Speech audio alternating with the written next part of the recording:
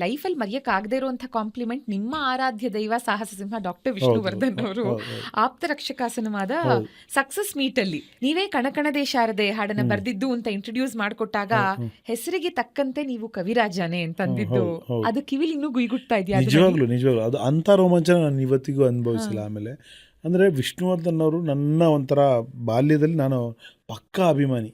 ಆ ಅಭಿಮಾನಿ ಅನ್ನೋ ಇದು ಶುರುವಾಗಿದೆ ಅವರಿಂದ. ಒಂದು ಕ್ರಿಕೆಟಲ್ಲಿ ಕಪಿಲ್ ದೇವ್, ಈ ಕಡೆ ಸಿನಿಮಾದಲ್ಲಿ ವಿಷ್ಣುವರ್ಧನ್. ನನಗೆ ಸಾವಿರಾರು ಫೋಟೋಸ್ ಕಲೆಕ್ಟ್ ಮಾಡಿ, ಸಾವಿರಾರು ಫೋಟೋಸ್. ಅಂದರೆ ಅವಾಗ ಒಂದು ಅಂಗಡಿಗಳಲ್ಲಿ ಒಂದು ದೊಡ್ಡ ಇದು ನೇತಾಕಿರೋರು, ಅದರಲ್ಲಿ ತಿಂಡಿ ಇರೋದು, ತಿಂಡಿಗೆ ಕನೆಕ್ಟಾಗಿ ಒಂದು ಫೋಟೋ ಇರೋದು.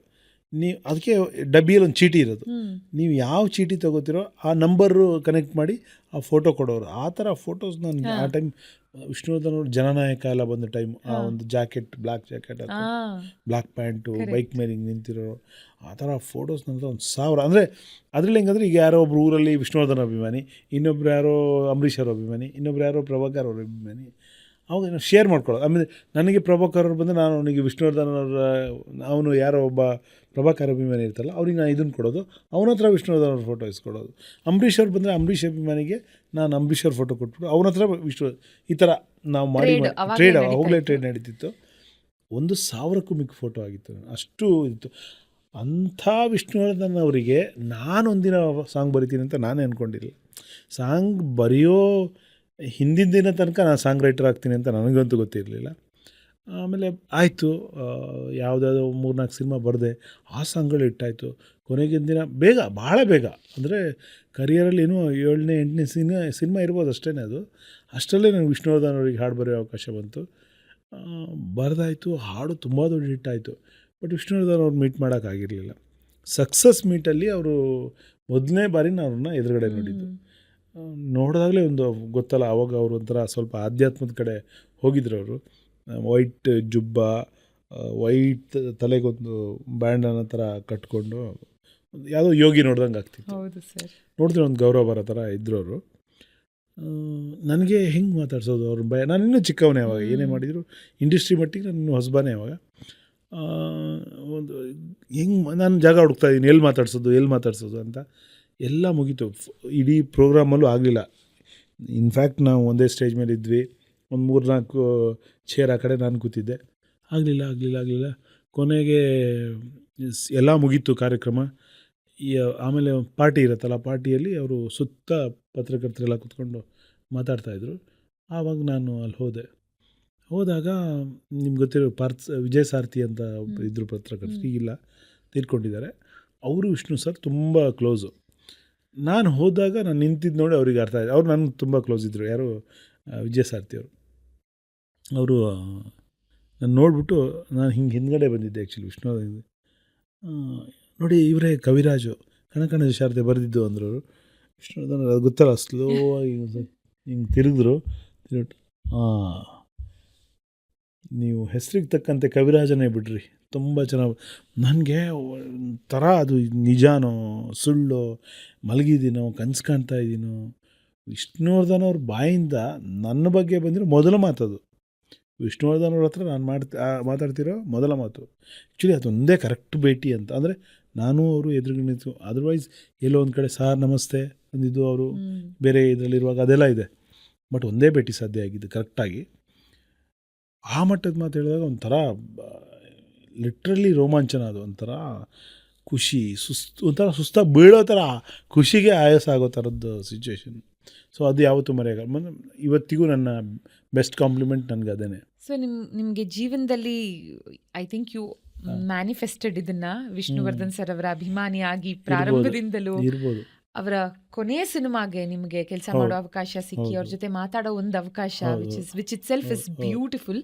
ಸೊ ನೀವು 25 ವರ್ಷದ ಕರಿಯರ್ ಅಂದರೆ ಆ ಕಾಲನೂ ನೋಡಿದ್ದೀರಾ, ಈ ಕಾಲನೂ ನೋಡಿದ್ದೀರಾ. ಸರ್, ವರ್ಕ್ ಕಲ್ಚರ್ ಅಂತ ಬಂದಾಗ ಆಗ ಹೇಗಿತ್ತು, ಈಗ ಹೇಗೆ ಬದಲಾಗಿದೆ, and you think it is for good? ಬದಲಾವಣೆ ತುಂಬ ಆಗಿದೆ. ಬದಲಾವಣೆನ ತಪ್ಪು ಅಂದರೆ ಅಥವಾ ಸರಿ ಇಲ್ಲ ಅಂದರೆ ಎಲ್ಲೋ ಒಂದು ಕಡೆ ನಾವು ಅಪ್ಡೇಟ್ ಆಗಿಲ್ಲ ಅಂತಾನೆ. ಕಾಲಕ್ಕೆ ತಕ್ಕಂತೆ ಬದಲಾವಣೆ ಪ್ರಕೃತಿನೇ ಮಾಡ್ಕೊಳ್ಳುತ್ತಾ ಹೋಗುತ್ತೆ. ಅದು ಪ್ರಕೃತಿಯ ಓಟ. ಅದರ ಮುಂದೆ ನಾವೆಲ್ಲ ಹುಲುಮಾನವರು. ಅದನ್ನು ವಿಶ್ಲೇಷಣೆ ಮಾಡಿ ಸರಿ ತಪ್ಪು ಅನ್ನೋದು ಸುಮ್ಮನೆ ನಮ್ಮ ಅರಣ್ಯ ರೋಧನ ಅಂತೀವಲ್ಲ, ಅದರಿಂದ ಏನೂ ಆಗಲ್ಲ. ಫ್ಲೋ ಜೊತೆ ನಾವು ಹೋಗಬೇಕು. ಬಟ್ ಬದಲಾವಣೆ ಏನಾಗಿದೆ ಅಂತ ಹೇಳ್ಬೋದು ನಾನು.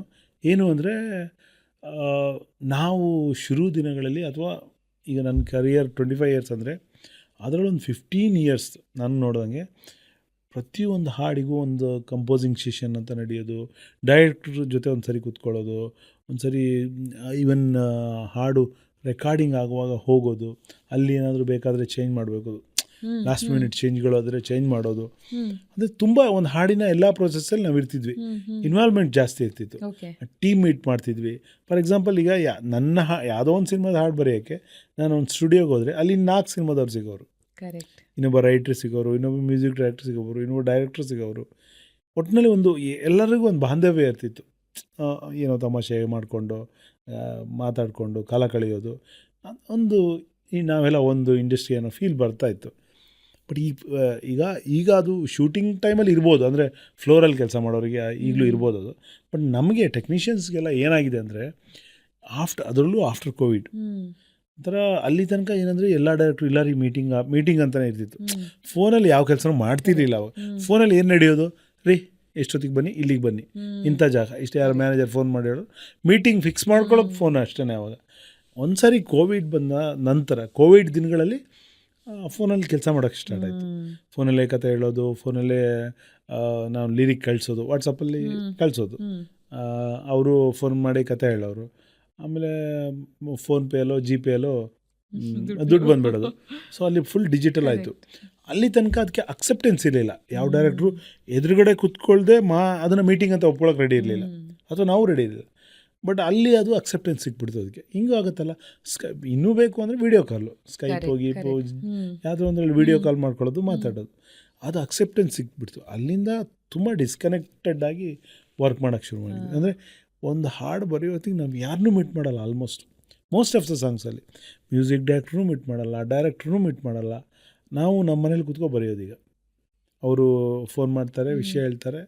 ವೆರಿ ರೇರ್ಲಿ ಯಾರು ಕಂಪೋಸಿಂಗ್ ಕರೀತಾರೆ. ಇರೋದ್ರಲ್ಲಿ ಅರ್ಜುನ್ ಜನ್ಯ ಅವ್ರು ಸ್ವಲ್ಪ ಈಗ ಕಂಪೋಸಿಂಗ್ ಕರೀತಾರೆ, ಇನ್ನು ನಡುವಲ್ಲಿ ಯಾರೋ ಒಂದಿಬ್ಬರು ಕರಿಬೋದು. ಬಿಟ್ಟರೆ ರೆಗ್ಯುಲರ್ ಆಗಿ ಈಗ ಟಚ್ಚೇ ಇಲ್ದಿರೋ ಥರ ಕೆಲಸ ನಡೆಯುತ್ತೆ. ಆದರೆ ಇದು ಬರೀ ನೆಗೆಟಿವಾ ಅಂತ ಕೇಳಿದ್ರೆ ಇಲ್ಲ, ಇದರದ್ದೇ ಆದ ಪಾಸಿಟಿವ್ಸ್ ಇದರಲ್ಲಿದ್ದಾವೆ. ಯಾಕಂದರೆ ಟೈಮ್ ತುಂಬ ಇಂಪಾರ್ಟೆಂಟ್. ಇವಾಗ ನೀವು ಒಂದು ಕಡೆಯಿಂದ ಒಂದು ಕಡೆ ಟ್ರಾವೆಲ್ ಮಾಡಬೇಕಂದ್ರೆ ಬೆಂಗಳೂರಲ್ಲಿ ಗಂಟೆಗಟ್ಟಲೆ ಹೋಗುತ್ತೆ. ಆ್ಯಂಡ್ ನೀವು ಒಂದು ಸೆಷನ್ಗೆ ಕರೀತಾರೆ, ಯಾವುದೋ ಒಂದು ಕಂಪೋಸಿಂಗ್ ಅಂತ ಕರೀತಾರೆ, ನೀವು ಅಲ್ಲಿ ಹೋದಾಗ ಬರೀಲೇಬೇಕೇನೋ, ಬರೀಲಿಲ್ಲ ಅಂದರೆ ಏನು ಬರಲ್ವಾ, ಖಾಲಿ ಆಗ್ಬಿಟ್ಟು ಅನ್ನೋ ಥರ ಫೀಲ್ ಬರುತ್ತೆ. ಏನೋ ಬರೀಲೇಬೇಕು. ಸಮ್ಟೈಮ್ಸ್ ಅದೇ ಓಕೆ ಆಗುತ್ತೆ, ಅಂದರೆ ನೀವು ಕಟ್ಟು ಬಿದ್ದು ವರ್ಕ್ ಮಾಡಬೇಕಲ್ಲಿ. ಈಗ ಹೇಗಂದರೆ ನಾವು ನಮ್ಮ ಟೈಮಲ್ಲಿ ವರ್ಕ್ ಮಾಡ್ಬೋದು. ನನಗೆ ನಿಜವಾಗ ಬರೆಯುವಂಥ ಒಂದು ಸ್ಫೂರ್ತಿ ಸಿಕ್ಕಾಗ ಅಥವಾ ಬರೆಯೋ ಮೂಡಿದ್ದಾಗ ನಾನು ಬರಿತೀನಿ. ಈಗ ಆ ಪ್ಲಸ್ಗಳು ಇದೆ, ಎಲ್ಲರ ಟೈಮು ಸೇವ್ ಆಗುತ್ತೆ, ಟ್ರಾಫಿಕ್ ಜಾಸ್ತಿ ಮಾಡೋದು ನಮ್ಮಿಂದ ಜಾಸ್ತಿ ಆಗಲ್ಲ, ಪೊಲ್ಯೂಷನ್ ಕಮ್ಮಿ ಆಗುತ್ತೆ, ಏನೇನೋ ಎಲ್ಲ ಲಿಂಕ್ಡ್ ಅಲ್ವಾ. ಅಂದರೆ ಈಗ ವರ್ಕ್ ಫ್ರಮ್ ಹೋಮ್ ಹೆಂಗೆ ಮಾಡ್ತಾ ಇದ್ದಾರೆ ಜನಗಳು, ಮೊದಲು ವರ್ಕ್ ಫ್ರಮ್ ಹೋಮ್ ಅನ್ನೋ ಕಾನ್ಸೆಪ್ಟೇ ಇರಲಿಲ್ಲ. ಆಫ್ಟರ್ ಕೋವಿಡ್ ಈಗ ಮೋಸ್ಟ್ ಆಫ್ ದ ಪೀಪಲ್ ದೊಡ್ಡ ಕಂಪ್ನಿಲಿ ದೊಡ್ಡ ಸಂಬಳ ತಗೊಳ್ಳೋ ಜನಗಳು ಆಫೀಸಿಗೆ ಹೋಗಲ್ಲ, ಮನೇಲೇ ಇರ್ತಾರೆ. ಸೊ ನಮ್ಮದು ಹಂಗೆ ಆಗಿದೆ. ಈಗ ನಾವು ಒಂಥರ ವರ್ಕ್ ಫ್ರಮ್ ಹೋಮ್ ಲಿಟ್ರೇಟ್ಸ್ ಆಗಿದ್ದೀವಿ. ಆ್ಯಂಡ್ 25 ವರ್ಷದ ನಿಮ್ಮ ಕರಿಯರಲ್ಲಿ ನೀವು ಬರೆದಿರೋ 2,500 ಹಾಡುಗಳಲ್ಲಿ, ಆಫ್ಕೋರ್ಸ್ ನೀವು ಸ್ಟಾರ್ಟಿಂಗಲ್ಲೇ ಹೇಳ್ತಿದ್ರಿ ಬರೆಯೋದೆಲ್ಲ ರಿಲೀಸ್ ಆಗಲ್ಲ ಅಂತ. ಆ್ಯಂಡ್ ನೀವು ಲೆಕ್ಕ ಇಟ್ಟಿರೋದು ಕೂಡ 563 ಬರೆದು ಲೆಕ್ಕ ಇಟ್ಟಿರೋದು. You should have continued. But anyway, ನಾವೆಲ್ಲ ಅದನ್ನು ಮಾಡಿರ್ತೀವಿ. ಪ್ರಾರಂಭದಲ್ಲಿ ಏನು ಮಾಡಿದ್ವಿ, ಎಷ್ಟು ಸಂಪಾದನೆ ಬಂತು, ಅದೆಲ್ಲ ಬರಿತೀವಿ. ಹೋಗ್ತಾ ಅದನ್ನು ಬಿಟ್ಟೇ ಬಿಡ್ತೀವಿ. ಯಾವತ್ತಾದ್ರೂ ಸಿಂಗರ್ಸ್ನ ರೆಫರ್ ಮಾಡಿದ್ದೀರಾ? ರೆಫರ್ ಅಂದರೆ ನಾ ಹೇಳೋದು, ಇದು ಇವ್ರು ಹಾಡಿದ್ರೆ ಚೆನ್ನಾಗಿರುತ್ತೆ ಅಂತ ನಿಮ್ಮ ಒಂದು ಚಾಯ್ಸ್ ಮಾಡಿರ್ತೀವಿ. ಅದೇ ಆಗಿರೋವಂಥದ್ದು ಯಾವುದು? ತುಂಬ ಆಗಿದೆ, ಒಂದಲ್ಲ ತುಂಬ ಆಗಿದೆ. ಅಂದರೆ ಈಗ ಮೇಜರ್ಲಿ ನಾನ್ ಕನ್ನಡಿಗ ಮ್ಯೂಸಿಕ್ ಡೈರೆಕ್ಟರ್ ಬಂದರೆ ಫಸ್ಟ್ ನಮ್ಮನ್ನೇ ಕೇಳ್ತಾರೆ ಅವರು. ಫಾರ್ ಎಕ್ಸಾಂಪಲ್ ಜೆಸ್ಸಿ ಗಿಫ್ಟ್ ಬಂದಾಗ, ಎಸ್ ಎ ರಾಜ್ಕುಮಾರ್ ಬಂದಾಗ, ದೇವಿಶ್ರೀ ಪ್ರಸಾದ್ ಬಂದಾಗ, ಕನ್ನಡ ಮ್ಯೂಸಿಕ್ ಡೈರೆಕ್ಟರ್ ಅಂದರೆ ಅವರಿಗೂ ಒಂದು ಐಡಿಯಾ ಇರುತ್ತೆ, ಫೇರ್ ಐಡಿಯಾ ಇರುತ್ತೆ. ಅವರು ನಮ್ಮ ಹತ್ರ ಶೇರ್ ಮಾಡ್ಕೋತಾರೆ, ಇದಕ್ಕೆ ಇವ್ರು ಚೆನ್ನಾಗಿರುತ್ತಾ ಅಂತ ಕೇಳ್ತಾರೆ, ಸಜೆಷನ್ ಕೇಳ್ತಾರೆ. ಬಟ್ ಯೂಶ್ವಲಿ ಹೊರಗಡೆ ಮ್ಯೂಸಿಕ್ ಡೈರೆಕ್ಟರ್ ಬಂದು ಮೋಸ್ಟ್ ಆಫ್ ದ ಟೈಮ್ ಅವರು ನಾವೇನಾದ್ರು ಹೇಳಿದ್ರೆ ಅದು ಮಾಡ್ತಾರೆ. ಅಂದರೆ ಅವರಿಗೆ ಇಲ್ಲಿ ಈ ಸಾಂಗಿಗೆ ಯಾರು ಸೂಟ್ ಆಗ್ತಾರೆ ಗೊತ್ತಿರಲ್ಲ. ಅಗೇನ್ ಅವರು ಹೊರಗಡೆ ಸಿಂಗರು, ಬಾಂಬೆ ಸಿಂಗರ್ ಗೊತ್ತಿರುತ್ತೆ ಅವರಿಗೆ. ಬಟ್ ಇದೊಂದು ಸಾಂಗ್ ಇದೆ, ಯಾರಾದರೂ ಬೇಕು, ಯಾರು ನಮಗೆ ಕೇಳ್ತಾರೆ, ಅವಾಗ ಆಬ್ವಿಯಸ್ಲಿ ನಾವು ರೆಫರ್ ಮಾಡಿರ್ತೀವಿ. ಅಂತ ತುಂಬ ಆಗಿರುತ್ತೆ, ತುಂಬ ಆಗಿರುತ್ತೆ. ಸರ್, ಇವಾಗ ಕೆಲವೊಂದು ಆಲ್ಬಮ್ಸ್ ಅಲ್ಲಿ ಒಂದು ಆಲ್ಬಮ್ನ ಎಲ್ಲಾ ಹಾಡುಗಳು ಒಬ್ಬರೇ ಲಿರಿಕ್ ರೈಟರ್ ಬರ್ದಿರ್ತಾರೆ, ಇನ್ನು ಕೆಲವರಲ್ಲಿ ಮಲ್ಟಿಪಲ್ ಲಿರಿಕ್ ರೈಟರ್ಸ್ ಬರ್ದಿರ್ತಾರೆ.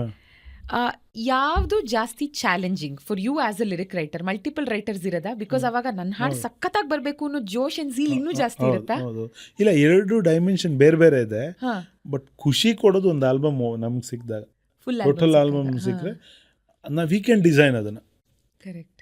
ಅಂದರೆ ಈ ಹಾಡಲ್ಲಿ ಏನು ಬರ್ತಿದ್ದೀನಿ, ಇದರಲ್ಲಿ ಏನು ಬರೀಬಾರ್ದು, ಎಲ್ಲಿ ಮಿಕ್ಸ್ ಆಗಬಾರ್ದು, ಎಲ್ಲಿ ಬೇರೆ ಆಗಬೇಕಿದು, ಅದನ್ನೆಲ್ಲ ನಮಗೆ ಒಂದು ಅದನ್ನ ಮ್ಯಾನೇಜ್ ಮಾಡಿ ನಾವೇ ಮಾಡಬೇಕದು.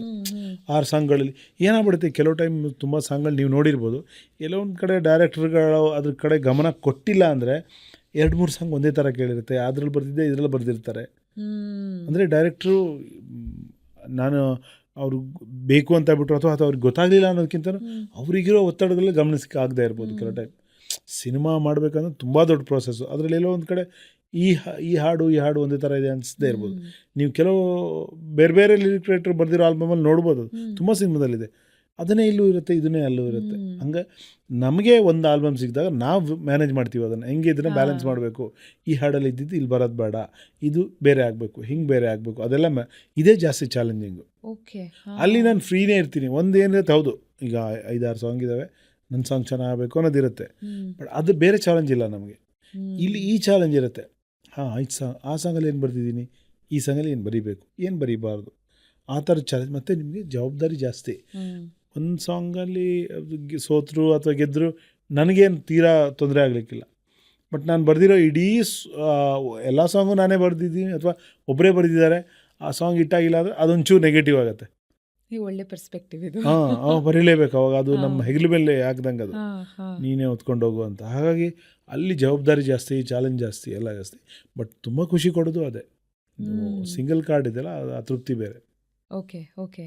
ಆ್ಯಂಡ್ ಈ ಚಾಲೆಂಜ್ನ ಬಗ್ಗೆ ಮಾತಾಡಿದ್ವಿ, ಅಂದರೆ ಬರೆಯೋದ್ರಲ್ಲಿ ಇರುವಂಥ ಚಾಲೆಂಜ್ನ ಬಗ್ಗೆ. ಮತ್ತೊಂದು ರಿಯಲ್ ಲೈಫ್ನ ಬಿಗ್ಗೆಸ್ಟ್ ಚಾಲೆಂಜ್ ಏನಂದರೆ ನಮ್ಮ ಹೆಂಡತಿ ಅಥವಾ ಗಂಡನ್ನ ಕನ್ವಿನ್ಸ್ ಮಾಡೋದು ಅನ್ನೋದಕ್ಕಿಂತ ಅವ್ರಿಗೆ ಯಾವುದೋ ಒಂದು ಇಷ್ಟವಾದ ಹಾಡು, ಬಿಕಾಸ್ ಅವರು ನಮ್ಮ ಬಿಗ್ಗೆಸ್ಟ್ ಕ್ರಿಟಿಕ್ ಆಗಿರ್ತಾರೆ, ರೈಟ್? ಸೊ ನೀವು ಕುವೆಂಪುರವರ ಬಹುದೊಡ್ಡ ಅಭಿಮಾನಿ, ಅವರ ಮಂತ್ರ ಮಾಂಗಲ್ಯ ರೀತಿಯಲ್ಲಿ ನೀವೇನ್ ಮದುವೆ ಆದ್ರೆ ನಿಮ್ಮ ಧರ್ಮಪತ್ನಿ ಅವ್ರ ಹೆಸರನ್ನ ಹೇಳ್ಬಿಡಿ ಸರ್. ರಾಜೇಶ್ವರಿ. ಓಕೆ. ಅವರ ನೀವು ಬರ್ದಿರೋಂಥ ನೆಚ್ಚಿನ ಹಾಡು ಅಂದ್ರೆ ಯಾವುದು? ಮೋಸ್ಟ್ಲಿ ಅವರಿಗೆ ಮೈನಾ ಹಾಡು ತುಂಬ ಇಷ್ಟ. ಅಂದರೆ ಮೈನಾ ಹಾಡು ಬರೆಯೋತ್ತಿಗೆ ನಾವು ಜೊತೆಗಿದ್ವಿ ಆಲ್ಮೋಸ್ಟ್. ಅಂದರೆ ಮದುವೆ ಆಗಬೇಕು ಅನ್ನೋ ಹೊತ್ತಲ್ಲಿ ನಾವು ಮೈನಾ ಹಾಡು ಬರ್ದಿರೋದು, ಹಾಗೆ ಏನೋ ಕನೆಕ್ಟ್ ಆಗಿರ್ಬೋದೇನೋ. ಮೈನಾ ಸಾಂಗ್ಸ್ ತುಂಬ ಇಷ್ಟ ನನ್ನ ಹೆಂಡತಿಗೆ. ಅದರಲ್ಲೂ ಒಂದೊಂದು ಖುಷಿಗೂ ಖುಷಿಗೂ ಇಂದು ನಾನಿಡುವ ಹೆಸರೇ, ಅದು ಆ ಥರದ ಲೈನ್ಗಳು. ಜೀವ ಜೀವ ತಾಕುವ ಹಾಗೆ, ತುಸು ಸಮೀಪ ಬಂದು ನಿಂತು ಸಿಹಿ ಮಾತಿನ ಸಹ್ಯಾಕೊಬ್ಬ, ತುಸು ಸಮೀಪ ಇನ್ನು ಬಂದು ನಿಂತು, ಆ ಥರದ ಲೈನ್ಗಳು ತುಂಬ ಇಷ್ಟ. ಸರ್, ನಿಮಗೆ ಆಸ್ ಅ ಲಿರಿಕ್ ರೈಟರ್ ನಿಮ್ಮ ವೊಕ್ಯಾಬ್ಯುಲರಿನ ಕಾನ್ಸ್ಟೆಂಟ್ ಆಗಿ ಇಂಪ್ರೂವ್ ಮಾಡ್ಕೊಳ್ತಾ ಇರಬೇಕು ಅನ್ನೋ ಒಂದು ಇದು ಇರುತ್ತಾ? ಅಂದರೆ ಪ್ರೆಷರ್ ಅನ್ನಕ್ಕಾಗಲ್ಲ ಅದನ್ನ, ಬಟ್ ಅದಿರ್ಬೇಕಾ? ಅದು ಕಾನ್ಸ್ಟೆಂಟ್ ಆಗಿ ಇಲ್ಲ ಪ್ರಯತ್ನಪೂರ್ವಕವಾಗಿ ಅದಾಗಲೇಬಾರ್ದು. ಇದೆಲ್ಲ ಪ್ರಯತ್ನಪೂರ್ವಕವಾಗಿ ಮಾಡ್ಕೊಳ್ಳೋಂಥದ್ದಲ್ಲ, ಅದು ಇನ್ಬಿಲ್ಟ್ ಇರಬೇಕು. ನಿಮ್ಮಲ್ಲಿ ಇಂಪ್ರೂವ್ಮೆಂಟ್ ಕೂಡ ನಿಮ್ಗೆ ಗೊತ್ತಾಗದೆ ನಡೀತಿರ್ಬೇಕು. ಇದು ನಾನು ಯಾವುದೋ ಒಂದು ಸ್ವಲ್ಪ ಬಿ ಬುಕ್ ಓದ್ಬಿಟ್ಟು ಒಂದಷ್ಟು ತಲೆ ಹಾಕೋತೀನಿ, ಹೊಸ ಪದಗಳ ಪರಿಚಯ ಆಗುತ್ತಲ್ಲ. ಹೊಸ ಪದಗಳು ಅಲ್ಲ ಇಲ್ಲಿ ಆ್ಯಕ್ಚುಲಿ, ಅಂದರೆ ಪರಿಚಯ ಆಗೋದಿಲ್ಲ. ನನ್ನ ಪ್ರಕಾರ ಕನ್ನಡ ಭಾಷೆ ನಾನಿಷ್ಟು ಬರೆಯೋ ಮಟ್ಟಕ್ಕೆ ಬಂದಿದ್ದೀನಿ ಅಂದರೆ ನನಗೆ ಎಲ್ಲ ಪದಗಳು ಗೊತ್ತು. ಹೊಸದು ಯಾವುದೋ ನಂಗೆ ಪರಿಚಯ ಆಗಲ್ಲ. ಅದು ಸ್ವಲ್ಪ ನಾವು ಬಳಕೆಯಲ್ಲಿ ಹೆಚ್ಚು ಯೂಸ್ ಮಾಡದೇ ಇರೋ ಪದ ಬರ್ಬೋದು ಅಷ್ಟೇ, ಹೊಸ ಪದನೇ ಪರಿಚಯ ಆಯಿತು ಅನ್ನೋ ಹೇಳೋಕ್ಕೂ ಆಗಲ್ಲ. ಆಮೇಲೆ ಮುಖ್ಯವಾಗಿ ನಾನೇ ಅವತ್ತು ಈ ಕೆಲವರು ಇಂಟೆನ್ಷನ್ಲಿ ಯಾವುದೋ ಒಂದು ಹೊಸ ಪದ ತಂದು ತುರುಕ್ತಾರೆ, ಅದು ನಾನು ಯಾವತ್ತೂ ಮಾಡಿಲ್ಲ. ಹೊಸ ಪದಗಳಲ್ಲ ಇಲ್ಲಿ, ಹೊಸ ಭಾವನೆಗಳು ಆಗಬೇಕಾಗಿರೋದು. ಹೊಸ ಭಾವನೆಯಲ್ಲಿ ನೀವು ಹೊಸ ಪದ ಬಳಸಿದ್ರೆ ವೆಲ್ ಆ್ಯಂಡ್ ಗುಡ್. ಅದೇ ನೀನು ನಾನು ಬಳಸ್ಕೊಂಡೆ ನೀವೇನೋ ಹೊಸ ಭಾವನೆ ಬರೀತೀರಾ, ಅದು ಸೂಪರ್ ನನ್ನ ಪ್ರಕಾರ. ಹೊಸ ಪದ ಬರೆಯೋಕೆ ಹೋದಾಗೆಲ್ಲ ನೀವು ಸಾಂಗ್ಗಳು ನೋಡಿ ಅದೊಂದು ಸರ್ಕಸ್ ಥರ ಅನ್ಸುತ್ತೆ, ಸಾಂಗ್ಸ್ ಥರ ಅನ್ಸಲ್ಲ. ನಿಮ್ಮ ಎಲ್ಲ ಸಾಂಗ್ಸು ಸಾಮಾನ್ಯವಾಗಿ ಎಲ್ಲರಿಗೂ ಅರ್ಥ ಆಗುವಂಥ ಅಲ್ಲ, ಹೊಸ ಪದ ಬಂದು ನ್ಯಾಚುರಲ್ ಆಗಿ ಬರಬೇಕು. ನ್ಯಾಚುರಲ್ ತುಂಬ ಈಗ ನನ್ನ ಹಾಡಲ್ಲೇ ಎದುರಲ್ಲಿ ನೀ ನಿಂತು ನಗುವಾಗ ನಾನಂತೂ ಅಸಹಾಯಕ ಅಂತ. ಅಸಹಾಯಕ ಹೊಸ ಪದ ಅಲ್ಲ, ಬಟ್ ಸಾಂಗಲ್ಲಿ ಬಂದಿಲ್ಲ. ಅದು ಹಂಗೆ ಬಂದು ಕೂರ್ಬೇಕದು. ನೀವು ಎಳಕ್ಕೋ ಬಂದು ಕಷ್ಟಪಟ್ಟು ಒಂದು ಹೊಸ ಪದ ತಂದು ಹಾಕಿರ್ತೀವಿ, ಗೊತ್ತಾಗ್ಬಿಡುತ್ತೆ ಅದು ನೀವು ಅದು ಫ್ಲೋನಲ್ಲಿ ಬಂತೋ ಅಥವಾ ನೀವು ಹೊಸ ಪದ ಹಾಕಬೇಕಂತ ಹಾಕಿದ್ರು. ಅದು ಸಾಮಾನ್ಯ ಅಂದರೆ ಒಂದು ಮಟ್ಟದ ಕೆಲವರಿಗೂ ಗೊತ್ತಾಗತ್ತೆ. ಆ ಫ್ಲೋನಲ್ಲೇ ನೀವು ಹೇಳ್ಬಿಡ್ಬೋದು ಇದು ಹೆಂಗೆ ಬಂತಿದ್ದು ಅಂತ. ಆ ಥರ ಸರ್ಕಸ್ ಆಗಬಾರ್ದು ಸಂಘ. ನನಗೇನಂದರೆ ಸಿನಿಮಾ ಈಗ ಒಂದು ಪ್ರಾಡಕ್ಟ್ನ ಮಾರುವಾಗ ಒಂದು ಚಿಕ್ಕ ಕಂಪ್ನಿ ಕೂಡ ಇದರ ಟಾರ್ಗೆಟೆಡ್ ಆಡಿಯನ್ಸ್ ಯಾರು, ಅವ್ರಿಗೆ ಏನು ಇಷ್ಟ ಆಗುತ್ತೆ ಏನು ಇಷ್ಟ ಆಗಲ್ಲ ಅನ್ನೋದು ಗಮನಿಸುತ್ತೆ. ಆ ಪ್ಲಾನ್ ಆಡಿಯನ್ಸ್ ಪಲ್ಸ್ ಪ್ರಕಾರನೇ ಪ್ಲಾನ್ ಮಾಡ್ಕೊಳ್ಳುತ್ತೆ. ಸಿನಿಮಾ ನನ್ನ ಪ್ರಕಾರ ಒಬ್ಬ ಕಾಮನ್ ಕೊನೆಯ ಮನುಷ್ಯನಿಂದ ಹಿಡಿದು ಎಲ್ಲರೂ ನೋಡ್ತಾರೆ. ಸೊ ಅವನಿಗೂ ಅರ್ಥ ಆಗಬೇಕು. ನಾನೇನೋ ಬರೆದ್ಬಿಟ್ಟು ಅವ್ರು ಡಿಕ್ಷನರಿ ಹಿಡ್ಕೊಂಡು ಅದನ್ನು ಅರ್ಥ ಮಾಡ್ಕೋಬೇಕು ಅಂದರೆ ಅದು ನನ್ನ ಫೇಲ್ಯೂರ್. ಅದು ಸಿನಿಮಾದ ಪ್ರಕಾರನೇ ಜನಪ್ರಿಯ ಮಾಧ್ಯಮ ಸಿನಿಮಾ. ಜನಪ್ರಿಯವಾಗಿಯೇ ಬರೀಬೇಕಿಲ್ಲ. ಸರಳ ಪದಗಳಲ್ಲಿ ಏನು ಬೇಕಾದ್ರೂ ಹೇಳ್ಬೋದು ನೀವು ಅಲ್ವಾ. ಈಗ ನಾವು ನನ್ನ ಹೊಗಳ್ಕೊಳ್ಳೋದಂತಲ್ಲ, ಅಥವಾ ಎಲ್ಲ ರೈಟರು ಅದನ್ನು ಮಾಡಿದ್ದಾರೆ, ನಾನೊಬ್ಬನೇ ಅಲ್ಲ. ಆ ಕಣ್ಣಿಗೊಂದು ಈ ಕಣ್ಣಿಗೊಂದು ಸ್ವರ್ಗಾನ ತಂದು ಕೊಡಲೇನು ಇಂದು. ಯಾವ ದೊಡ್ಡ ಪದ ಇದೆ ಇಲ್ಲಿ ಅಲ್ವಾ, ಯಾವ ದೊಡ್ಡ ಪದ ಇದೆ. ಬಟ್ ಹೇಳಿರೋ ಭಾವನೆ ದೊಡ್ಡದೇ ಅಲ್ವಾ. ಅಥವಾ ಎರಡು ಕಣ್ಣಿಗೆ ಬೇರೆ ಬೇರೆ ಸ್ವರ್ಗ ಅಂತ ಕಂಡಿಲ್ಲ ಯಾರು ಆ ದೇವರನ್ನು, ಇರಬಹುದೇನೋ ನಿನ್ನಂತೆ ಅವನು. ಹೇಳಿರೋದು ದೊಡ್ಡದೇ. ಯಾವ ಪದ ಇದೆ ಅನಿಸುತ್ತಿದೆ ಯಾಕೋ ಇನ್ನು ಜಯಂತ್ ಅವ್ರ ಬರೋದು ನೀನೇನು ನನ್ನ ಅವಳೆಂದು. ಯಾವುದು ತುಂಬ ದೊಡ್ಡ ಪದ ಈ ಯಾವುದೂ ಇಲ್ಲ, ತಂತಾನೇ ಅರ್ಥ ಆಗೋಂಥದ್ದೇ ಎಲ್ಲ ಅಲ್ವಾ. ಪ್ರೀತಿಸುವಂಥ ಪ್ರಾಣ ತಿನ್ನೋ ಪ್ರೇಮಿ ನೀನು ಯಾರೋ, ನಾಗೇಂದ್ರ ಪ್ರಸಾದ್ ಬರೆದ್ರು. ಏನಿದೆ ಸಿಂಪಲ್ಲೇ, ಬಟ್ ದೊಡ್ಡ ಭಾವನೆ ಹೇಳ್ತಾ ಇದ್ದೀವಿ. ಸೊ ನಾನು ಹೇಳೋದು ಹಾಗಾಗಬೇಕು. ಕೆಲವರು ತುಂಬ ಒದ್ದಾಡಿ ಯಾವುದೋ ಪದ ಇಷ್ಟು ದಿನ ಕೇಳಿರೋ ಪದ ಕೇಳದೇ ಇರೋ ಪದ ಅಂತ ಹಾಕ್ತಾರೆ. ಅದಲ್ಲ ಆ್ಯಕ್ಚುಲಿ. ಮತ್ತು ನಾನು ಮತ್ತೆ ಇನ್ನೂ ನನ್ನ ವೊಕ್ಯಾಬ್ಲರಿ ನಾನು ಡೆವಲಪ್ ಮಾಡ್ಕೋಬೇಕು ಅಂತ ಕೂತ್ಕೊಳ್ಳೋದು ಅದು ವರ್ಕ್ ಆಗುತ್ತೆ ಅಂತ ನಂಗೆ ಅನಿಸಲ್ಲ. ಯಾರಿಗಾರು ವರ್ಕ್ ಆಗಿರ್ಬೋದು, ಅದು ಬೇರೆ, ಅದು ವೈಯಕ್ತಿಕ. ಅದು ನನ್ನ ಕಾನ್ಸ್ಟೆಂಟ್ ಪ್ರೋಸೆಸ್. ಅದು ನಾನು ಸೂಕ್ಷ್ಮಗ್ರಾಹಿಯಾಗಿ ಏನು ನಡೀತಿದೆ, ಸಮಾಜ ಹೆಂಗೆ ಮಾತಾಡ್ತಿದೆ, ಹೊರಗಡೆ ಟೋನ್ ಯಾವುದಿದೆ, ಕಿಟಕಿಯಿಂದ ಹೊರಗಡೆ ನೋಡಿ ನಾವು ಈಗಿನ ಸಮಾಜವನ್ನು ಪ್ರತಿನಿಧಿಸಬೇಕು. ಒಬ್ಬ ಲೇಖಕ ಆಗಲಿ ಅವನು ಯಾವಾಗ ಇನ್ನೂ ಉಳ್ಕೋತಾನೆ ಅಂದರೆ ಆಗಿನ ಸಮಾಜಕ್ಕೆ ಅವನು ಕಿವಿಯಾಗಿದ್ದರೆ ಅದಿರಬೇಕು ನನ್ನ ಪ್ರಕಾರ. ನೀವು ಯಾವ ಬುಕ್ ಓದೋಕ್ಕಿಂತ ಬದುಕನ್ನು ಓದ್ತಾನೆ ಅಂದರೆ, ನಾನು ಬದುಕನ್ನು ಓದಿದಾಗ ನನ್ನ ಭಾವನೆಗಳು, ನಾನು ಫಸ್ಟ್ ಹ್ಯಾಂಡ್ ಭಾವನೆಗಳು, ಜೀವನಕ್ಕಿಂತ ದೊಡ್ಡ ಪುಸ್ತಕ ಯಾವುದೂ ಇಲ್ಲ. ನಿಮ್ಮ ಅಕ್ಕಪಕ್ಕ ನೂರಾರು ಪಾತ್ರಗಳು ಓಡಾಡ್ತಿದ್ದಾವೆ. ಅವ್ರ ಕಷ್ಟ ಸುಖ ನಲಿವು ನೋವು ಎಲ್ಲವನ್ನೂ ನಾವು ನೋಡ್ತೀವಿ. ಅಲ್ಲಿ ನಿಮಗೆ ಭಾವನೆಗಳು ಹುಟ್ಟಬೇಕು. ಯಾರೋ ಬರೆದ ಭಾವನೆಗಳನ್ನು ನೀವು ಮತ್ತೇನೋ ಅದನ್ನು ರಿಪ್ರೊಡ್ಯೂಸ್ ಮಾಡೋಕ್ಕೆ ಹೋಗ್ತೀರಾ, ಅದರಿಂದ ಸ್ಫೂರ್ತಿ ಆಗ್ತೀರ ಅಂದರೆ ಎರಡನೇ ಹಂತದ ಜ್ಞಾನನೇ ಇದು. ಮೊದಲಕ್ಕೆ ನೀವು ನೆಲದಿಂದ ಪಡ್ಕೊಳ್ಳೋ ಜ್ಞಾನ ಇದೆಯಲ್ಲ, ನೀವಾಗಿ ಮರದಿಂದ ಹಣ್ಣು ಕೀಳೋದಿದೆಯಲ್ಲ, ಅದು ಬೇರೆ. ಆ ತಾಜಾತನ ಬೇರೆ. ಯಾರೋ ತಂದು ಇಟ್ಟಿದ್ದನ್ನ ತಂದು ಮತ್ತಿನ್ನೊಂದು ಕಡೆ ಕೊಡೋದಲ್ಲ. ಸೊ ಪ್ರತಿಯೊಂದು ಹಾಡನ್ನ ಬರೆಯೋದಕ್ಕೆ ನೀವು ಹೇಳಿದ ಹಾಗೆ ಅದಕ್ಕೆ ತಕ್ಕನಾದ ಮೂಡ್ ಇರಬೇಕು ನಿಮಗೆ ಅಲ್ವಾ. ಆ ಮೂಡ್ ಸೆಟ್ ಆಗಬೇಕು ಹೊರಗಿಂದ ಒಳಗಿಂದ. ಆ ನಿಟ್ಟಲ್ಲಿ ಯಾವ ಹಾಡನ್ನ ಬರೆಯೋದಕ್ಕೆ ನೀವು ತುಂಬ ಟೈಮ್ ತೊಗೊಂಡ್ರಿ ಅನ್ಸುತ್ತೆ, ಫಾರ್ ವಾಟ್ ಎವರ್ ರೀಸನ್? ನನಗೆ ಈ ತನಕ ತುಂಬ ಕಾಡ್ಸಿರೋದಂದರೆ, ನಾನು ತುಂಬ ಹೇಳಿದ್ದೀನಿ, ಬಾನಿಂದ ವಾಚಂದಿರ ಹಾಡು, ಕಂಠಿ ಸಿನಿಮಾ. ಅದು ಅಂದರೆ ಗುರುಕಿರಣ್ ಅವರಿಗೆ ಹಾಡು ಬರೋದು ಇನ್ನೊಂದು ನೆಕ್ಸ್ಟ್ ಲೆವೆಲ್ ಚಾಲೆಂಜ್. ಅದು ಅವರು ಒಂದು ಮೀಟರ್ ಫಿಕ್ಸ್ ಮಾಡಿರ್ತಾರೆ, ಒಂದು ಟ್ಯೂನ್ ಫಿಕ್ಸ್ ಮಾಡಿರ್ತಾರೆ. ಅದರಿಂದ ಒಂದು ಚೂರು ಅಲ್ಲಾಡೋಕೆ ಬಿಡಲ್ಲ ಅವರು. ಯಾವ ರಿಯಾಯಿತಿನೂ ಕೊಡಲ್ಲ ಅವರು. ಹಿಂಗಿರಬೇಕು ಅಂದರೆ ಹಿಂಗೆ ಇರಬೇಕು. ತಾನ ನ ಅಂದರೆ ತಾನ ನ ತ ನ ಹೊಡೆಯತ್ತೆ, ಎಲ್ಲೆಲ್ಲಿ ಹೊಡೆಯೋದು ಅಲ್ಲಿ ಒಂದೇ ಅಕ್ಷರ ಬೇಕು ಅಂದಿರೋರು. ತಾನ ನ ತ ನ ಮೂರು ಒಂದೇ ಅಕ್ಷರ. ಬಾನಿಂದ ಬಾ ಹಂಗೆ ಬೇಕು ಅವರಿಗೆ. ಅದು ಎಷ್ಟು ಅಕ್ಷರ ಇದೆ? ಬಾನಿಂದ ಬಾ ಚಂದಿರ 7 ಅಕ್ಷರ ಇದೆ ಅಲ್ವಾ. 7 ಅಕ್ಷರದಲ್ಲಿ ಏನೋ ಒಂದು ಹೇಳ್ಬಿಡ್ಬೇಕು ನೀವು. ಅಂದರೆ ಒಳ್ಳೆಯ ಅರ್ಥ ಬರೋ ಒಂದು ಪದನ ಸಾಲನ್ನ ಬರೆದು ಬಿಡಬೇಕು. ಅದಷ್ಟೇ ಚೆನ್ನಾಗಿ ಸೌಂಡಿಂಗ್ ಇರಬೇಕು.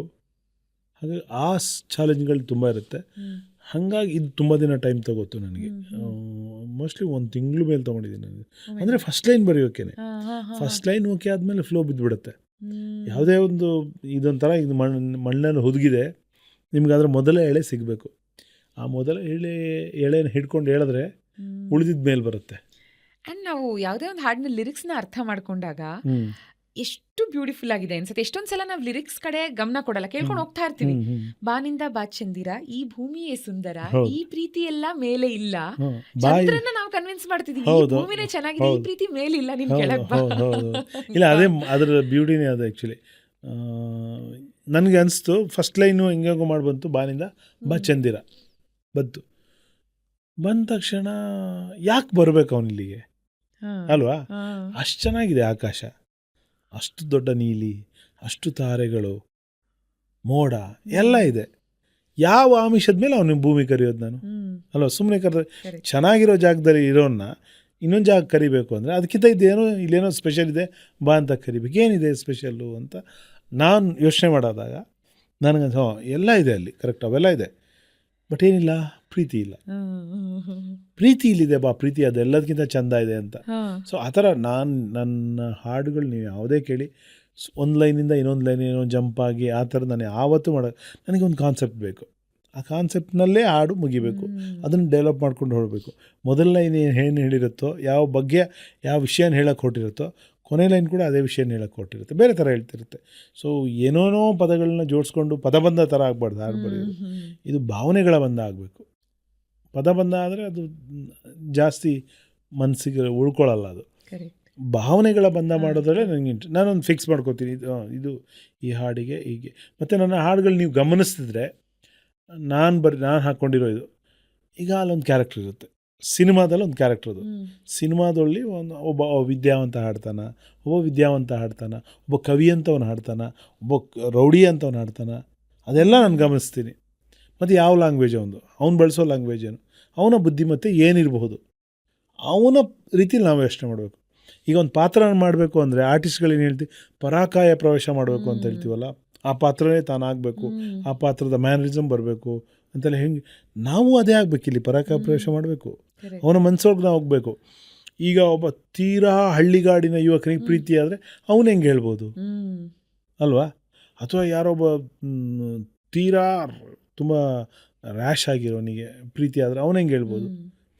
ಅವನ ಥರ ದಾಟಿಲಿ ನಾವು ಯೋಚನೆ ಮಾಡಬೇಕು. ನಿಮ್ಗೊಂದು ಉದಾಹರಣೆ ಕೊಡೋದಾದರೆ, ಈ ಶೈಲು ಸಿನಿಮಾದಲ್ಲಿ ನಾವು ಹಾಡು ಬರ್ದ್ವಿ. ಶೈಲುನಲ್ಲಿ ಒಂದು ಬುಡಕಟ್ಟು ಯುವಕ, ಅವನು ಯಾವುದೋ ಒಂದು ಬೆಟ್ಟದ ಇರೋದ ಮೇಲಿರುವ ಒಂದು ಬುಡಕಟ್ಟು ಯುವಕ ಥರ ಗಣೇಶ ಅವ್ರ ಪಾತ್ರ. ಆವಾಗ ನೋಡಿ ಅಲ್ಲಿ ನಾವು ಏನು ಯೋಚನೆ ಮಾಡ್ತೀವಿ, ಏನು ಕುಡಿದು ಹಡೆದಳೇನು ಸುಂದರಿ ಅವ್ವ ನಿನ್ನ ಏತಕ್ಕೆ ನಿಂಗೆ ಸಿಂಗಾರ ಅಂದರೆ ಅವನು ಏನು ಕುಡ್ದಾಡದ್ಲು ಅಂತ.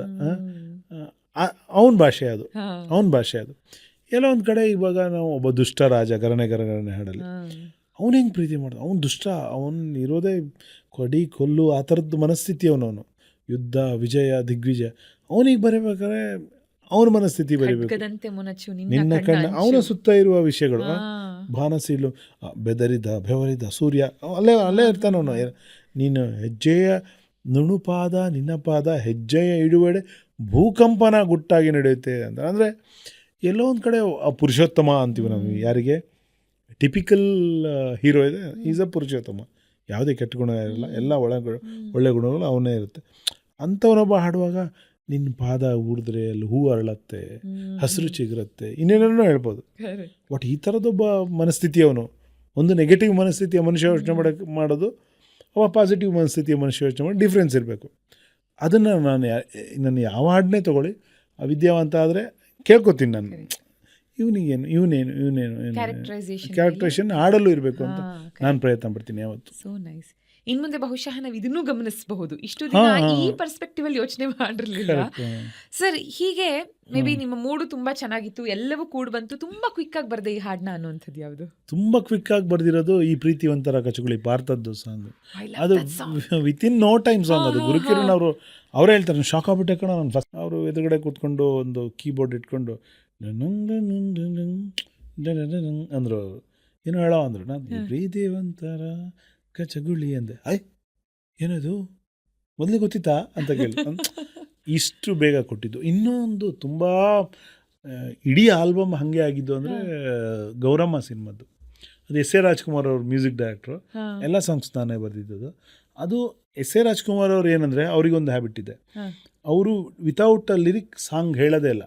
ಬೇರೆ ಮ್ಯೂಸಿಕ್ ಡೈರೆಕ್ಟ್ರು ಟ್ಯೂನ್ ಹೇಳ್ಬಿಡ್ತಾರೆ, ಲಾ ಲಾ ಲಾ ಆ ಥರ ಏನೋ ಲಾ ತಾ ತಾ ತಾ ರಾರ ಅದೇನೋ ಹೇಳ್ಬಿಡ್ತಾರೆ, ತತಾರ ಇಟ್ಕೊಂಡು ಹೇಳ್ಬಿಡ್ತಾರೆ. ಬಟ್ ಎಸ್ ಎ ರಾಜ್ಕುಮಾರ್ಗೆ ಲಿರಿಕ್ ಬೇಕೇ ಬೇಕು. ಲಿರಿಕ್ ಬೇಕಾದ್ರೆ ನೀವು ಡಮ್ಮಿ ಬರಿಬೋದು, ಅಂದರೆ ನಿಮ್ಮ ಫೈನಲ್ ಲಿರಿಕ್ ಅಲ್ಲ, ಮೀನಿಂಗ್ ಏನು ಬೇಕಾಗಿಲ್ಲ. ಒಟ್ಟೊಂದು ಫ್ಲೋನಲ್ಲಿ ಅವ್ರಿಗೆ ಕೊಟ್ಟರೆ ಆ ಫ್ಲೋನೇ ಹಾಡ್ತಾರೆ ಅವರು. ಅದು ಎಸ್ ಎ ರಾಜ್ಕುಮಾರ್ ಅವ್ರ ಸ್ಟೈಲ್. ಅದು ಅವ್ರು ಹೇಳಿದ್ರು ನನಗೆ ಲಿರಿಕ್ ಬೇಕಷ್ಟೇ ಈಗ ಸದ್ಯಕ್ಕೆ.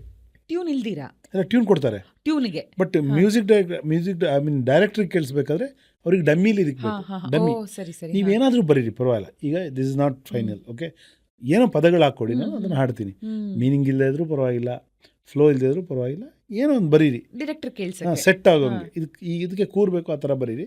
ಆಮೇಲೆ ನೀವು ಬೇಕಾದ್ರೆ ಡೈರೆಕ್ಟರ್ ಹತ್ರ ಕೂತ್ಕೊಂಡು ಫೈನಲೈಸ್ ಮಾಡ್ಕೊಳ್ಳಿ, ಮೀನಿಂಗು ನಿಮ್ದೇನಿದೆ ನೀವಿಬ್ರು ನೋಡ್ಕೊಳ್ಳಿ, ನನಗೆ ಪದಗಳು ಬೇಕಷ್ಟೇ ಈಗ ಅಂತ ಅವ್ರು ಹಿಂಗೆ ಹೇಳ್ತಾರೆ. ಅವರು ಹಂಗೆ ಹೇಳಿದಾಗ ನಾನು ಅದೇ ಹೋಟ್ಲಲ್ಲಿ ಕಾನಿಷ್ಕಾ ಹೋಟ್ಲಲ್ಲಿ ಕೂತ್ಕೊಂಡು ಬರೆದಿದ್ದೀವಿ ಅಷ್ಟೂ ಸಾಂಗಿಗೆ. ಅದು ತುಂಬ ಸಿಂಪ್ಲೆಸ್ಟಾಗಿ ಬರೆದಿದೆ, ಅಂದರೆ ಇಮಿಡಿಯೇಟ್ ಕೊಡಬೇಕು, ಅವರು ಕೇಳಿಸ್ಬೇಕು ಅದು. ಬಟ್ ಅದಾದಮೇಲೆ ಅದು ಒಂದು ಕೊಟ್ಟರು, ಎಲ್ಲ ಸಾಂಗು ಬರೆದೆ, ಎಲ್ಲ ಸಾಂಗು ಇಮಿಡಿಯೇಟ್, ಅದು ಏನು ವಿತಿನ್ ನೋ ಟೈಮ್ ಅಂತೀವಲ್ಲ, ಅವ್ರು ಹೇಳಿದ್ರು ನಾವು ಬರೆದ್ವಿ ಅಷ್ಟೇ. ಈಗ ಫಾರ್ ಎಕ್ಸಾಂಪಲ್ ನೋಡಿ, ಅದರಲ್ಲಿ ನಳೆ ನಳಿಸೋ ಲತೆ ನೀನು ತಳೆ ತಳಿಸೋ, ಇವೆಲ್ಲ ಸುಮ್ಮನೆ ಆ ಟೈಮಿಗೆ ಅದಕ್ಕೇನು ಮೀನಿಂಗ್ ತೀರಾ ಡೀಪ್ ಮೀನಿಂಗ್ ಹುಡುಕಿಲ್ಲ. ಅದೇ ಥರ ಪದಗಳು ಬೇಕು, ತಳೆ ತಳಿಸೋ ಲತೆ ನೀನು ಮಳೆ ಮಳೆ ಆ ಥರ ಅನ್ಬೇಕು, ಅದು ಹಾಗೆ ಅಂದ್ಕೊಂಡು ಬರೆದಿದ್ದು. ಅದು ಬರೆದು ಇವ್ರು ಡಮ್ಮಿ ಹಾಡಿ ಕೊಟ್ಟರು. ಆ್ಯಕ್ಚುಲಿ ಕೊಟ್ಟಾಗಿ ಸುಮಾರು ದಿನ ಆಗ್ತಿದೆ, ನನಗೆ ಡೈರೆಕ್ಟ್ರು ಫೋನ್ ಮಾಡ್ತಿಲ್ಲ, ಪ್ರೊಡ್ಯೂಸರ್ ಫೋನ್ ಮಾಡ್ತಿಲ್ಲ, ಮ್ಯೂಸಿಕ್ ಡೈರೆಕ್ಟ್ರು ಫೋನ್ ಮಾಡ್ತಿಲ್ಲ, ನನಗೆ ನಾನೇ ಫೋನ್ ಮಾಡಿದೆ ಕೊನೆಗೆ. ಸರ್ ಯಾಕೆ ಏನಾಯ್ತು ಸರ್, ಇದು ಸಾಂಗ್ಸ್ ಲಿರಿಕ್ಸ್ ಕೇಳ್ತಾ ಇಲ್ಲ ನೀವು ಅಂತ. ಯಾವ ಲಿರಿಕ್ಕು ಅಂತ. ಅದೇ ಸರ್ ಗೌರಮ್ಮ ಸಾಂಗ್ಸ್ ಅವ್ರು ಕಂಪೋಸ್ ಮಾಡಿದ್ರು, ಲಿರಿಕ್ಕೆಲ್ಲ ಆಗೋಗಿದೆಯಲ್ಲ ಅಂದರೆ. ಯಾವ್ದು ಸರ್? ಅವತ್ತು ನೀವು ಬರೆದ್ರಲ್ಲ ಅಲ್ಲೇ ನೀವು. ಸಾರ್ ಅದು ಡಮ್ಮಿ ಸಾರ್, ಅದು ಬರೆದಿದ್ದು ಅವ್ರೇನೋ ಅರ್ಜೆಂಟಿಗೆ ಬರೀರಿ ಅಂದರು, ಅದಕ್ಕೆ ಬರ್ದಿದ್ದು ಸರ್. ಸುಮಾರೆಲ್ಲ ಕನೆಕ್ಷನ್ ಇಲ್ಲ, ಯಾವುದೂ ಇಲ್ಲ, ಎಲ್ಲ ಚೆನ್ನಾಗಿದೆ, ನಮಗೇನು ಚೇಂಜ್ ಬೇಡ. ಸಾರ್ ಪ್ಲೀಸ್ ಸಾರ್, ನನಗೆ ಸ್ವಲ್ಪನಾದ್ರು ಚೇಂಜ್ ಮಾಡೋಣ sir.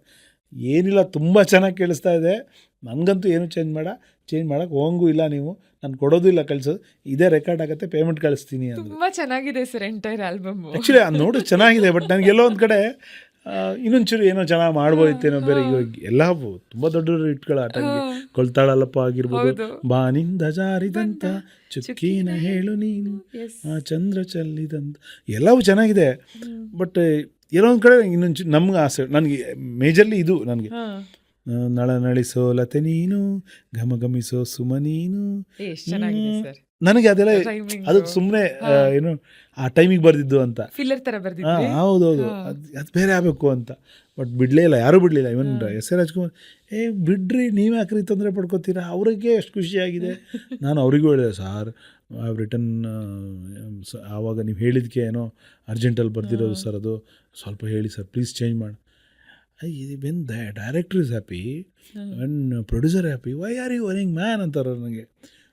They are happy, leave it. ಮತ್ತೇನು ಮಾಡೋಕ್ಕಾಗಿಲ್ಲ ಕೊನೆಗೆ, ಆ್ಯಕ್ಚುಲಿ ಹಂಗೆ ಬಂತು. ಬಟ್ ತುಂಬ ದೊಡ್ಡ ಹಿಟ್ಟಾಯ್ತು ಅದೆಲ್ಲ. So nice. ಸೊ ಇವತ್ತಿನ ದಿನ ಮೊಬೈಲ್ ಇದೆ, ಬೇಕು ಅಂದ್ರೆ ಕ್ವಿಕ್ ಆಗಿ ಒಂದು ಬುಕ್ ಅಥವಾ ಪೇಪರ್ನ ಗ್ರಾಬ್ ಮಾಡಿ ರಪ ಅಂತ ಎಲ್ಲಿ ಏನ್ ಬೇಕು ನೀವು ಬರ್ಕೋಬಹುದು, ಮೈಂಡ್ಗೆ ಒಂದು ಲೈನ್ ಫ್ಲಾಶ್ ಆಗಿದ ತಕ್ಷಣ. ಆದ್ರೆ ನೀವು ಪ್ರಾರಂಭದ ದಿನದಲ್ಲಿ ಈ ತರ ಇರ್ಲಿಲ್ಲ ಅಡ್ವಾನ್ಸ್ಮೆಂಟ್ಸ್, ಎಲ್ಲೆಲ್ಲೆಲ್ಲ ಲಿರಿಕ್ಸ್ ನ ಬರ್ಕೊಂಡಿದ್ದೀರಾ ಸರ್ ನೀವು? ನನಗೆ ಒಂದು ತುಂಬ ಅಡ್ವಾಂಟೇಜ್ ಇತ್ತು ಆ್ಯಕ್ಚುಲಿ. ಗುರುಕಿರಣ್ ಅವರು ಹೇಳ್ತಿರ್ತಾರೆ, ಅವಾಗ ನಾನು ಮೆಡಿಕಲ್ ರೆಪ್ ಆಗಿದ್ನಲ್ಲ, ಆಗ ಒಂದಷ್ಟು ನೋಟ್ ಪ್ಯಾಡ್ಗಳು ಕೊಟ್ಟಿರೋರು, ಅದಕ್ಕೆ ಡಾಕ್ಟ್ರಿಗೆ ಕೊಡಿ ಅಂತ. ಅದ್ರಲ್ಲಿ ಮೋಸ್ಟ್ ಆಫ್ ದೆಮ್ ನಾವು ಕೊಡ್ತಾ ಇರಲಿಲ್ಲ, ನಾವೇ ಇಟ್ಕೊಂಡಿದ್ದೆ. ಬಿಟ್ಟಾಗ ತುಂಬ ಹೆಲ್ಪ್ ಆಯಿತು. ಒಂದಷ್ಟು ವರ್ಷ ಮೊಬೈಲ್ ಬರೋ ತನಕ ಅವು ಚಿಕ್ಕ ಚಿಕ್ಕ ಬುಕ್ ಇರ್ತಿ, ಕ್ಯಾರಿ ಮಾಡೋಕ್ಕೂ ಚೆನ್ನಾಗಿರ್ತಿತ್ತು. ಇವನ್ ಸುಮಾರು ಜನ ಕೊಟ್ಟಿದ್ದೆ, ನಾನು ಗುರುಕಿರಣಗೂ ಕೊಟ್ಟಿದ್ದೆ. ಯಾವುದೋ ಕೊಡ್ತೀಯಲ್ಲ ಚೆನ್ನಾಗಿದೆ, ದಪ್ಪ ಇದೆಲ್ಲ ಕೊಡೋ. ಉಪೇಂದ್ರ ಅವರು ಹೇಳ್ತಿದ್ದು, ಇದೆಲ್ಲರಿ ಸಿಗುತ್ತೆ ನಿಮಗೆ ಬರೆಯೋಕೆ ಅಂತ. ಅದೊಂದು ದಪ್ಪ ಪ್ಯಾಡು. ಆ ಟೈಮಿಗೆ ನಿಮಗೆ ಈ ಪ್ರಿಂಟೆಡ್ ಕಲರ್ ಪೇಪರ್ ಎಲ್ಲ ಸಿಗ್ತಿರ್ಲಿಲ್ಲ. ಯೂಶಲಿ ಸ್ವಲ್ಪ ಹುಡ್ಕೊಂಡೋದ್ರೆ ಸಿಗ್ತಾಯಿತ್ತು, ಎಲ್ಲ ಕಡೆ ಸಿಗ್ತಾ ಇರಲಿಲ್ಲ. ಬಟ್ ನನ್ನ ಕೈಯಲ್ಲಿ ಆ ಥರದ್ದು ಇರೋದು. ಇದೆಲ್ಲರಿ ತಗೊಬಂದ್ರಿ ನೀವು ಅಂತ ಕೊಡ್ರಿ, ಅವರಿಗೆಲ್ಲ ಕೊಟ್ಟಿದ್ದೀನಿ ನಾನು, thanks to my medical representative job. Okay. And ನಿಮ್ಮ ಸಾವಿರಾರು ಹಾಡುಗಳಲ್ಲಿ ಅಫ್ಕೋರ್ಸ್ ನಾವು ಎಲ್ಲವನ್ನ ಮಾತಾಡ್ತಾ ಹೋದ್ರೆ ನಮಗೆ ಒಂದಷ್ಟು ನೂರಾರು ಎಪಿಸೋಡ್ಸ್ ಕೂಡ ಸಾಲೋದಿಲ್ಲ. ಬಟ್ ಒಂದಷ್ಟು ಹಾಡುಗಳನ್ನ ಲಿಸ್ಟ್ ಮಾಡಿದ್ದೀನಿ ಸರ್. ಈ ಹಾಡಿನ ಹಿಂದಿನ ಕಥೆನ ನೀವು ನಮಗೆ ಹೇಳಬೇಕು. ಮೊದಲನೇ ಹಾಡು ನೀವು ಹೇಳೋದಕ್ಕೂ ಮುಂಚೆ ನನ್ನ ಮತ್ತು ಈ ಹಾಡಿನ ಒಂದು ನಂಟಿನ ಬಗ್ಗೆ ನಾನು ಹೇಳಲೇಬೇಕು. ನನ್ನ ಲೈಫಲ್ಲಿ ನನಗೆ ನನ್ನನ್ನು ಬಿಗ್ಗೆಸ್ಟ್ ಜೋಕರ್ ಮಾಡಿದಂಥ ಹಾಡಿದು.